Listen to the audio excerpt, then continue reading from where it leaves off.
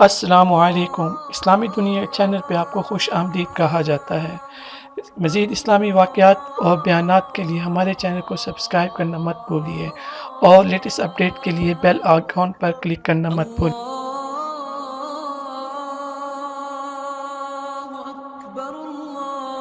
تو be be عائشہ فرماتی تھیں کہ اللہ تبارک و تعالیٰ نے مجھے 10 نعمتیں عطا فرمائی ہیں جو کسی کو بھی عطا نہیں فرمائی۔ پہلی نعمت تو یہ ہے کہ حضور کی کنواری بیوی سب سے پہلے میں ہی ہوں، میرے علاوہ کوئی کنواری بیوی حضور کی نہیں تھی۔ تیسری بات یہ ہے کہ حضور صلی اللہ علیہ وسلم کے گھر میں میری تربیت ہوئی ہے، اور تیسری بات یہ ہے کہ نوبہ بھی میرا تھا، گھر بھی میرا تھا، اور ماں بین سحری و نہری حضور نے میری گردن کے نیچے اپنا سر مبارک رکھا ہوا تھا اور اللہ سے دعائیں مانگ رہے تھے، اللہم الرفیق الاعلیٰ، اللہم الرفیق الاعلیٰ۔ اس کے بعد میرے بھائی عبد الرحمن آئے، ان کے ہاتھ میں مسواک تھا، حضور نے مسواک کی خواہش کا اظہار کیا۔ میں نے بھائی سے مسواک لے کے جب پیش کیا تو حضور نے فرمایا کہ عائشہ اس کو تم دانتوں میں نرم کر دو، اب مجھے اتنی ہمت نہیں ہے کہ میں دانتوں سے نرم کر سکوں۔ تو فرماتی ہے کہ اللہ کی شان ہے کہ میں نے وہ مسواک نرم کر کے دیا تو آخر وقت میں اللہ نے جو حضور کے اندر گئی ہے وہ میری ریق ہے، یعنی میرا لعاب ہے جو حضور صلی اللہ علیہ وسلم کے بطن میں داخل ہوا ہے۔ تو بی بی صاحبہ فرماتی تھی کہ یہ مقام اللہ تبارک و تعالیٰ نے مجھے عطا فرمایا، اور یہ مقام بھی مجھے عطا فرمایا کہ یوسف علیہ السلام پہ الزام لگا، ایک بچے نے گواہی دی، حضرت عیسیٰ ابن مریم کی والدہ پہ الزام لگا تو اللہ نے حضرت عیسیٰ علیہ السلام کو حکم دیا، ان نے کہا انی عبداللہ آتانی الکتاب وجعلنی نبیہ، یعنی انہوں نے اپنی اماں کی برات کی گواہی دی۔ لیکن جب ظالموں نے سیدہ عائشہ صدیقہ پہ الزام لگایا تو اللہ تبارک و تعالیٰ نے خود برات کا اعلان فرمایا، کیونکہ حضور کی عصمت پر اگر اعتراض آ جاتا، حضور کی عظمت پہ اگر اعتراض آ جاتا، اگر بی بی کی برات سے حضور صلی اللہ علیہ وسلم کی شان جو تھی وہ مزید بڑھ گئی۔ اللہ تبارک و تعالیٰ نے یہ بھی فرما دیا کہ جن لوگوں نے تہمت لگائی ہے ان سے کہا جائے کہ وہ فوراً گواہ پیش کریں، اگر وہ گواہ پیش نہ کریں تو ان کو حد تہمت لگانے کی حد 80 کوڑا جاری کی جائے گی۔ تو بعض صحابہ کو جو بیچارے غلط فہمی سے اس کا شکار ہو گئے تھے ان کو بھی اس حد کا شکار ہونا پڑا، یعنی بی بی عائشہ کی گواہی۔ اور بی بی عائشہ فرماتی ہیں یہ شرف بھی مجھے ملا ہے کہ اللہ نے میرے حجرے کو حضور پاک کی قبر مبارک کی جگہ بھی بنائی۔ حضور صلی اللہ علیہ وسلم میرے حجرے میں ہی دفن ہوئے۔ جب حضور دفن ہو گئے حضرت صدیق روتے ہوئے آئے اور مجھے کہا کہ عائشہ ھذا اول قمر الذی نظر فی بیتک، یہ وہ پہلا چاند ہے جو تم نے خواب دیکھا تھا نا کہ 3 چاند اترے ہیں اور میرے حجرے میں آئے ہیں، آج پہلا چاند تو داخل ہو گیا ہے، اب باقی 2 کا تم انتظار کرو۔ بی بی صاحبہ فرماتی ہیں کہ یہ شرف اور کسی کو نہیں ملا، اور کسی بیوی کو نہیں ملا کہ گھر بھی میرا ہو، نوبہ بھی میرا ہو، باری بھی میری ہو، اور ماں بین سحری و نہری حضور پاک کا سر مبارک میرے سینے پہ رکھا ہوا ہو۔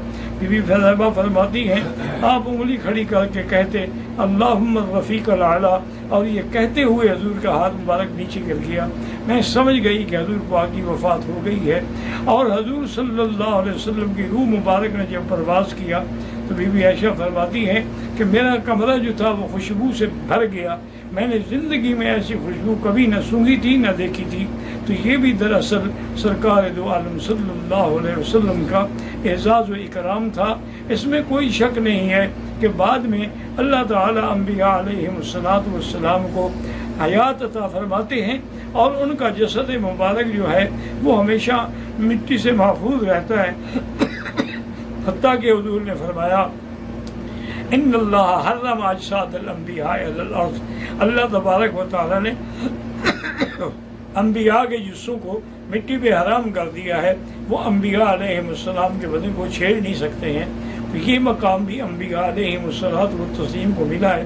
اس کے بعد بھی بی بی عائشہ ہر سال حج کرتی رہی، ہر سال عمرے کرتی رہی، اور بی بی عائشہ کا تقدس یہ تھا کہ آپ حالت احرام میں بھی طواف کرتے ہوئے چہرے سے کپڑا نہیں ہٹاتی تھی، چہرے پہ آپ کا کپڑا رہ جاتا تھا۔ اور آپ دیکھتی ہیں کہ حجر اسود پہ رش زیادہ ہے تو اپنے ساتھ جو سہیلیاں تھیں ان کو کہہ دیں کہ میں بوسہ نہیں دیتی، میں لوگوں کے رش کے اندر اختلاط کر کے بوسہ دوں، یہ مجھے گوارا نہیں ہے۔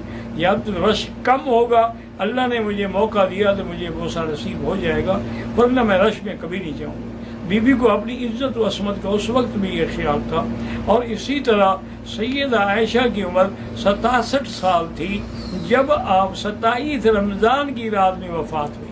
آپ بھی رمضان المبارک میں وفات ہوئی ہے اور وفات مدینہ منورہ میں ہوئی ہے۔ سارے انتظامات سیدنا معاویہ رضی اللہ تعالیٰ عنہ نے کیے، سیدنا علی رضی اللہ تعالیٰ عنہ نے کیے، لیکن آپ کی نماز پر امام جو ہیں وہ سیدنا ابی ہریرہ ہیں رضی اللہ تعالیٰ عنہ، انہوں نے نماز پڑھائی۔ شاید یہی نسبت ہو کہ حضور کے صحابہ میں سب سے زیادہ روایت کرنے والے ابو ہریرہ ہیں، اور اسی طرح خواتین میں سب سے زیادہ روایت کرنے والی بی بی عائشہ ہیں کہ بی بی عائشہ نے 2010 حدیثیں حضور سے روایت کی ہیں، جن میں 786 جو ہیں وہ صحیح ہیں، یعنی بخاری اور مسلم کے اندر موجود ہیں۔ تو یہ مقام جو تھا یہ بھی بی بی عائشہ صدیقہ کو ملا اور انہیں جنت البقیع الغرقد میں دفن کیا گیا۔ اسی طرح ایک دفعہ مولانا رومی رحمۃ اللہ علیہ نے ایک مکالمہ لکھا ہے کہ بیٹی اور ماں کے درمیان میں مکالمہ ہوا۔ بی بی فاطمہ کہنے لگی کہ اماں جان، آپ ویسے تو قرآن پاک کے حکم کے مطابق میری ماں ہیں، لیکن میری شان تم سے زیادہ ہے۔ بی بی عائشہ نے فرمایا کہ وہ کیسے؟ انہوں نے کہا نا بنت رسول اللہ، میں اللہ کے نبی کی بیٹی ہوں، تم زیادہ سے زیادہ ابو بکر کی بیٹی ہو، ایک صحابہ کی بیٹی ہو، ایک صحابی کی بیٹی ہو، لیکن میں تو اللہ کے نبی کی بیٹی ہوں۔ بی بی عائشہ صدیقہ نے بڑی ذکی تھیں اور عالمہ تھیں، فرمایا کہ بیٹی آپ اس جہان کو دیکھ رہی ہیں، اگلے جہان پہ غور نہیں کیا کہ جب جنت میں جائیں گے تم علی کی انگلی پکڑو گی اور میں محمد مدنی کی انگلی پکڑوں گی، یعنی میں مصطفیٰ کے گھر میں جاؤں گی اور تم مرتضیٰ کے گھر میں جاؤ گی۔ تو بی بی فاطمہ رو پڑی۔ تو سید عائشہ اٹھی، انہوں نے چوما اور کہا اماں جان میں نے ویسے دلیل دینی تھی، ورنہ تمہارے ایک بال پر بھی میری جان قربان ہے۔ وآخر دعوانا ان الحمدللہ رب العالمین۔ مزید اسلامی واقعات اور بیانات کے لیے ہمارے چینل کو سبسکرائب کرنا مت بھولیے اور لیٹسٹ اپڈیٹ کے لیے بیل آئیکن پر کلک کرنا مت بھولیے۔ جزاک اللہ خیر۔ السلام علیکم۔